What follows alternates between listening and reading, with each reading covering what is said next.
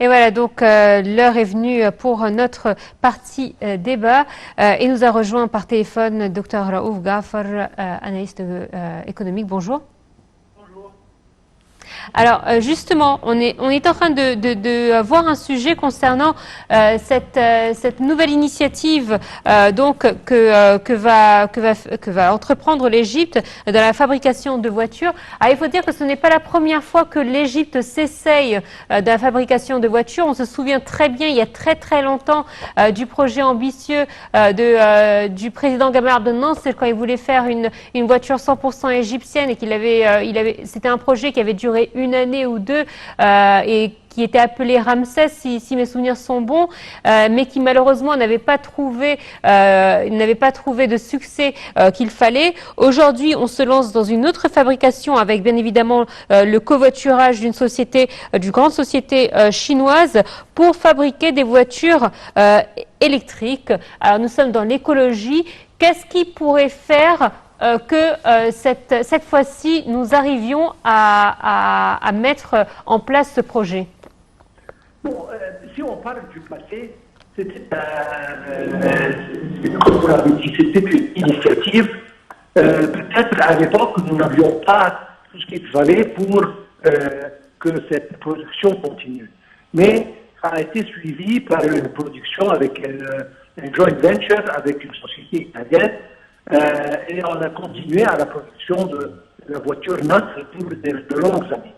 Mais en principe, ça s'est arrêté pour différentes raisons. Maintenant, la chose est complètement différente parce que nous faisons un projet en coopération avec, comme vous avez dit, une société chinoise.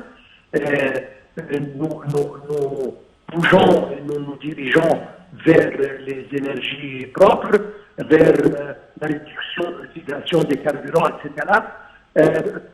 par la production des voitures électriques. Ce qui est maintenant, ça commence partout au monde. Donc l'Europe, l'Amérique, etc., tous vont dans cette direction. Alors cette initiative, justement, est basée à la fabrication de ces voitures en Égypte. On a déjà commencé. On espère bien, comme on a lu, arriver à une production de 35 000 voitures par an.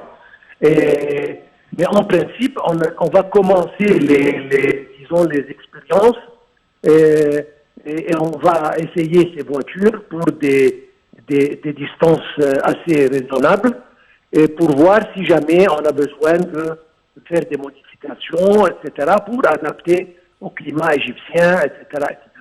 Alors ça, c'est une initiative, à mon opinion, excellente, dans beaucoup de domaines, c'est-à-dire, premièrement, énergie propre, en second lieu, ça va économiser dans l'utilisation et la consommation de carburant, etc., ce qui veut dire qu'on va importer moins, ce qui se reflète sur l'économie.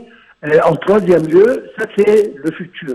Et c'est justement la conviction de notre président et l'administration de bouger vers le futur à pas rapide.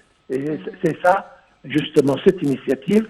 Et je pense que ça sera le commencement et peut-être une ou deux sociétés, à mon opinion, vont se former pour produire des voitures pareilles, comme quoi, d'ici quelques années, la production soit raisonnable pour essayer de couvrir une grande partie du marché égyptien. Oui. Docteur Raouf, bonjour. Bonjour.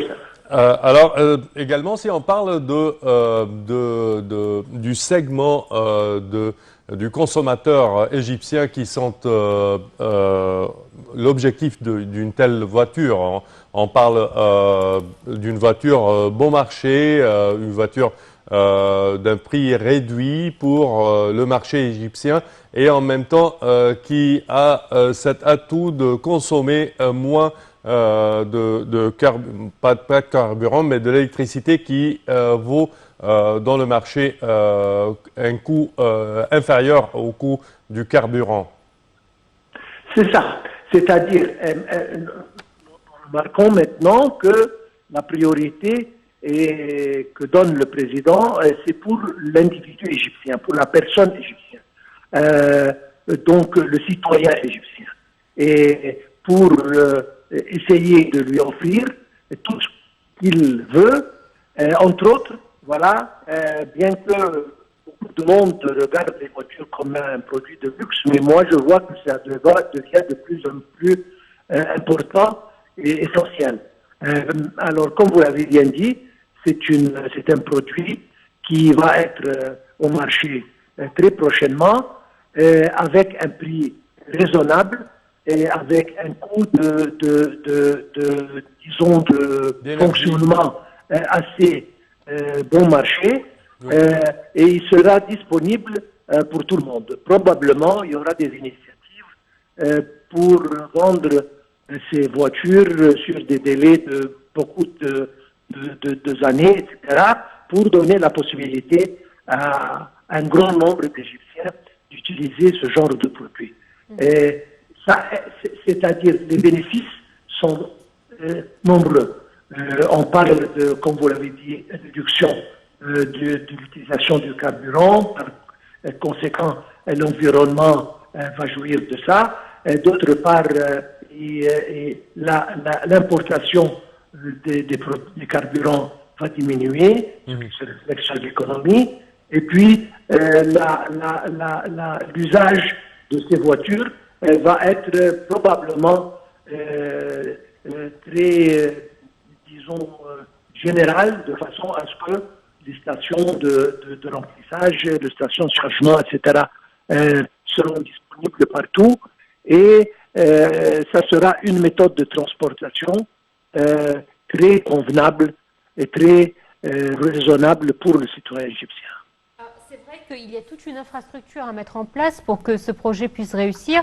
Les stations-service doivent être mises à disponibilité sur différentes routes pour que le citoyen justement puisse charger sa voiture. Il y a également une idée qui me vient en tête. Pourquoi ne pas rendre cette utilisation des véhicules électriques obligatoire dans le domaine des transports en commun? Ça veut dire au niveau des bus, des minibus et des taxis gouvernementaux, pour encourager justement la population à utiliser cette énergie verte. Moi, je pense que ce pas va venir impérativement. C'est-à-dire, d'ici quelques années, je pense que ça sera, je veux dire, imposé par le gouvernement, que tous les moyens de transport public soient électriques. Vous parlez d'autobus, vous parlez de trains, vous parlez de véhicules même, etc. Et ça sera tout électrique. Et nous produisons déjà assez d'électricité, grâce à Dieu, ça va augmenter, donc nous avons l'énergie disponible et nécessaire pour le fonctionnement de ces véhicules. Donc on a tout ce qu'il faut.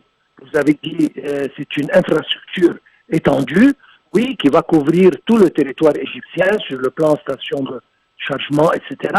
Mais nous avons au moins toute l'infrastructure qui nous permet premièrement de produire ces voitures et deuxièmement, nous allons justement installer toutes les stations de maintenance et de chargement, etc., partout, pour que ce moyen de transport soit le moyen le plus important, sinon le seul, sur le territoire égyptien. Probablement, on va commencer par une ville ou deux comme un projet pionnier, mais en principe, ça va se propager pour aller couvrir tout le territoire.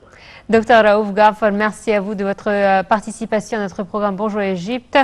Voilà, donc, mesdames et messieurs, c'est ainsi que prend fin cette édition. Merci de votre fidélité. Restez avec nous sur Night International. Merci, Samah. Merci, Noura. Merci, chers téléspectateurs, et bonne suite de programme.